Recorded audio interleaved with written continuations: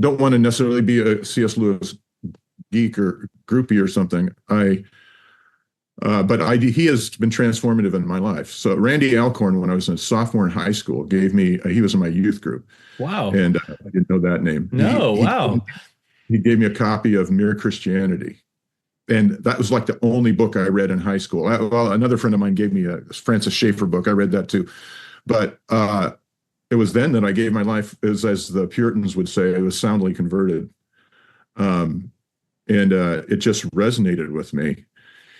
And so that started the journey. I have a mentor and friend who knew him. His name's Dr. Jim Houston at Regent College. He's been instrumental in my life for a long time. And so Lewis sort of was part of that. He was sort of weaving in and out of my life, his writing and so forth. And that's kind of where I came from.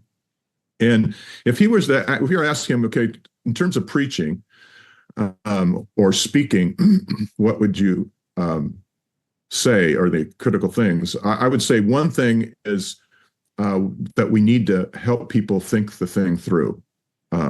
That's the reason side, if you will. There's a woman, was a woman named Lady Catherwood. She was a lady among the lords and ladies in England, but she was one of Lewis's students. And in the Marion Eden Wade Center at Wheaton College, they have these oral histories. And there's one that they did with her because she knew Lewis. And they said, well, what's the main thing you got out of Lewis? And she said, well, he taught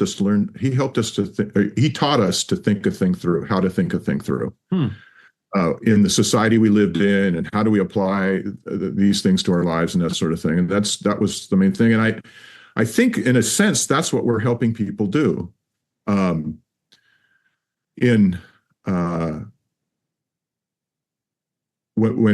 we get into the preaching and we're sharing the word with them, we're helping them think it through. And that's why we need to think it well through ahead of time for ourselves.